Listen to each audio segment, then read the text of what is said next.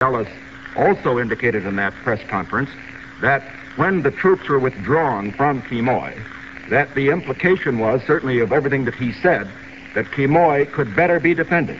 There were too many infantrymen there, not enough heavy artillery.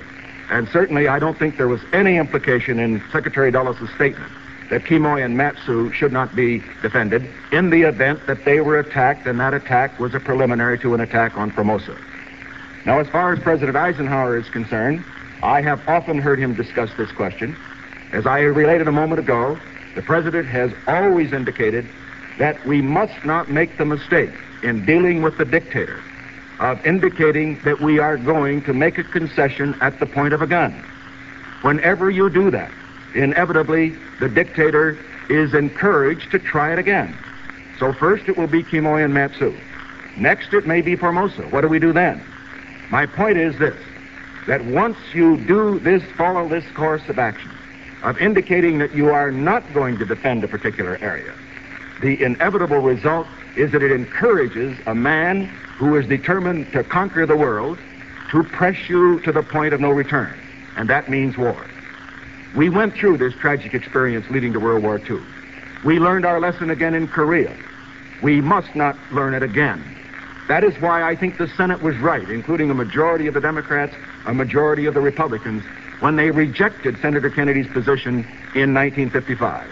And incidentally, Senator Johnson was among those who rejected that position, voted with the 70 against the 12. The Senate was right because they knew the lesson of history. And may I say, too, that I would trust that Senator Kennedy would change his position on this. Change it. Because as long as he, as a major presidential candidate, continues to suggest that we are going to turn over these islands, he is only encouraging the aggressors, the Chinese communists and the Soviet aggressors, to press the United States, to press us to the point where war would be inevitable. The road to war is always paved with good intentions. And in this instance, the good intentions, of course, are a desire for peace. But certainly we're not going to have peace by giving in and indicating in advance that we are not going to defend what has become a symbol of freedom. Senator Kennedy. I don't think it's possible for Mr. Nixon to state the record in distortion of the facts with more precision than he just did. In 1955, Mr. Dulles at a press conference said, "The treaty that we have with the Republic of China excludes Quemoy and Matsu from the treaty area.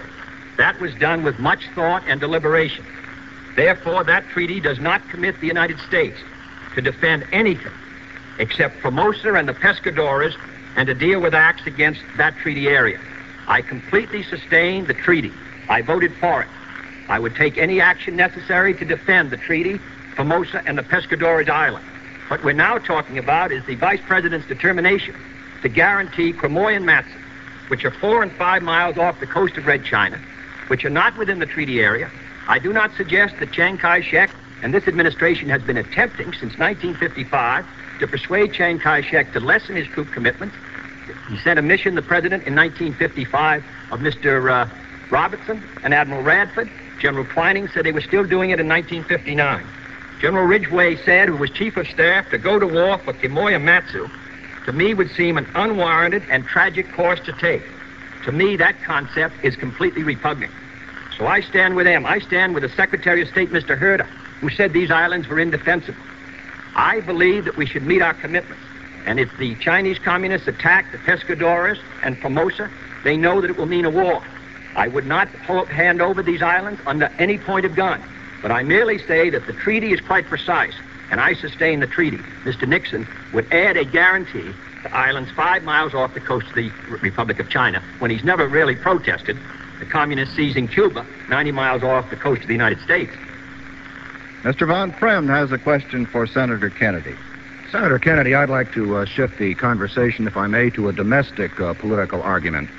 The chairman of the Republican National Committee, Senator Thurston Morton, declared earlier this week that you owed Vice President Nixon and the Republican Party a public apology for some strong charges made by former President Harry Truman, who bluntly suggested where the Vice President and the Republican Party could go. Do you feel that you owe the Vice President an apology? Well, I must say that Mr. Truman has his methods of expressing things. He's been in politics for 50 years. He's been President of the United States. Maybe not my style, but I really don't think there's anything that I can say to President Truman that's going to cause him at the age of 76 to change his particular speaking manner.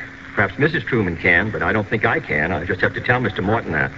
If you'd pass that message on to him. Any comment, Mr. Vice President? Yes, I think so. Of course, both Senator Kennedy and I have felt Mr. Truman's ire, and consequently, I think he can speak with some feeling on this subject. I just do want to say one thing, however. We all have tempers. I have one. I'm sure Senator Kennedy has one. But when a man's president of the United States or a former president, he has an obligation not to lose his temper in public.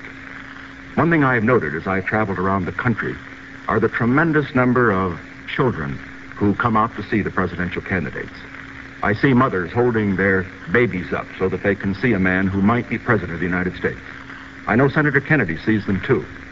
It makes you realize that whoever is president is going to be a man that all the children of America will either look up to or will look down to.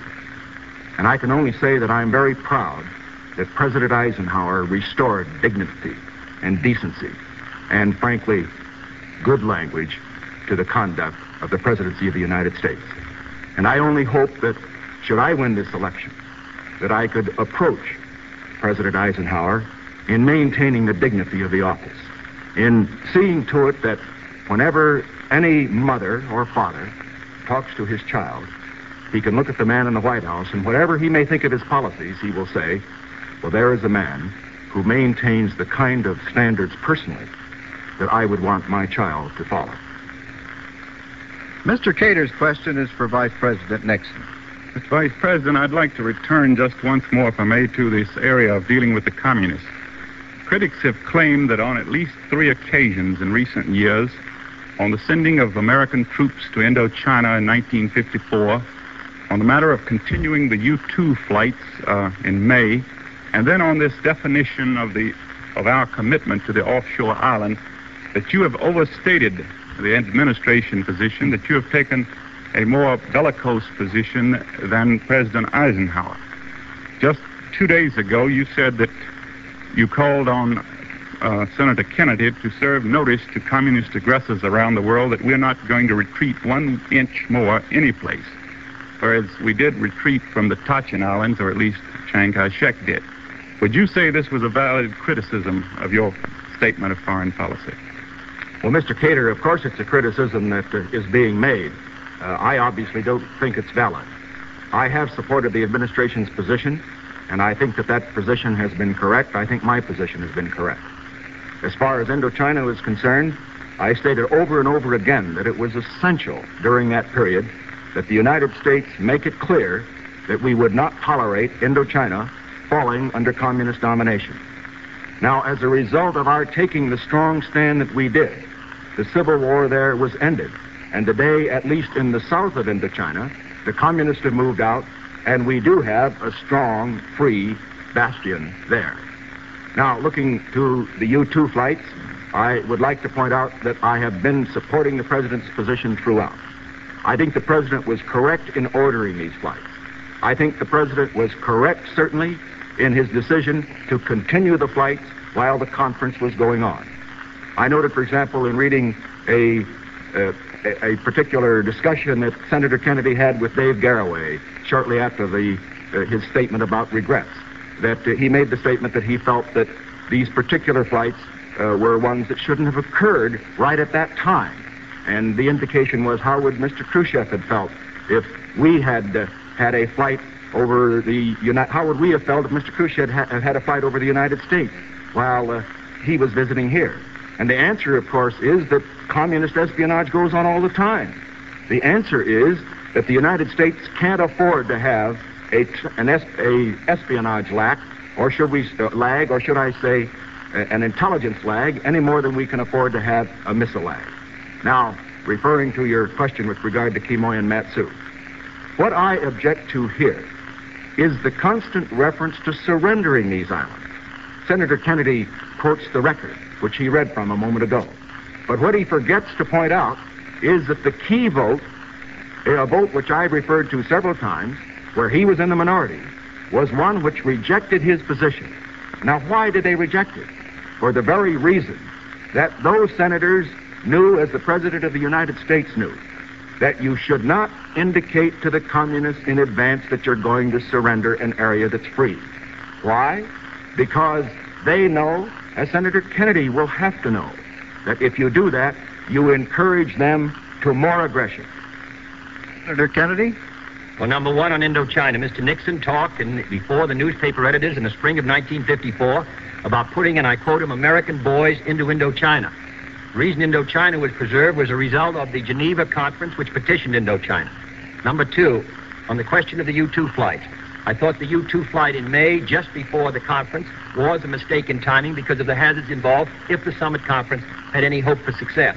I never criticized the U-2 flights in general, however. I never suggested espionage should stop. It still goes on, I would assume, on both sides.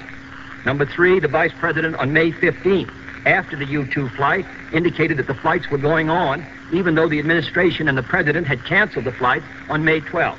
Number three, the Vice President suggests that we should keep the communists in doubt about whether we would fight on Kimoy-Matsu. That's not the position he's taking. He's indicating that we should fight for these islands, come what may, because they are, in his words, in the area of freedom. He didn't take that position on Tibet. He didn't take that position on Budapest. He doesn't take that position that I've seen so far in Laos.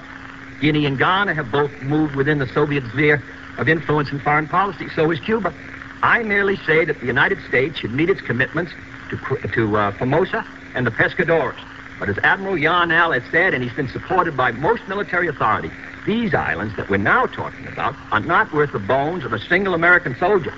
And I know how difficult it is to sustain troops close to the shore under artillery bombardment. And therefore, I think we should make it very clear, the disagreement between Mr. Nixon and myself. He's extending the administration's commitment. Mr. Drummond's question is for Senator Kennedy.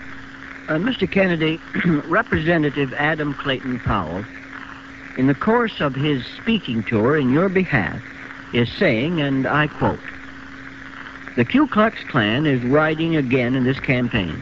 If it doesn't stop, all bigots will vote for Nixon, and all right-thinking Christians and Jews will vote for Kennedy rather than be found in the ranks of the Klan-minded." End quotation. Governor Michael DeSalle is saying much the same thing. What I would like to ask Senator Kennedy is, what is the purpose of this sort of thing, and how do you feel about it? Well, Mr.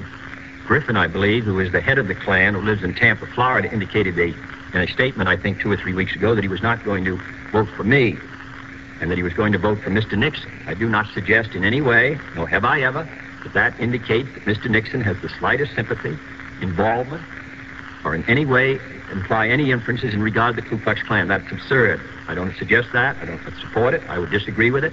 Mr. Nixon knows very well that in this whole matter, it's been involved in the so-called religious discussion in this campaign. I have never suggested, even by the vaguest implication, that he did anything but disapprove of it. And that's my view now. I disapprove of the issue. I do not suggest that Mr. Nixon does in any way. Well, I welcome this opportunity to join Senator Kennedy completely on that statement, and to say before this largest television audience in history something that I have been saying in the past and will always say in the future. On our last television debate, I pointed out that it was my position that Americans must choose the best man that either party could produce. We can't settle for anything but the best. And that means, of course, the best man that this nation can produce. And that means that we can't have any test of religion. We can't have any test of race. It must be a test of the man. Also, as far as religion is concerned, I have seen communism abroad. I see what it does. Communism is the enemy of all religions. And we who do believe in God must join together. We must not be divided on this issue. The worst thing that I can think can happen in this campaign would be for it to be decided on religious issues. I obviously repudiate the Klan. I repudiate anybody who uses the religious issue. I will not tolerate it. I have ordered all of my people to have nothing to do with it.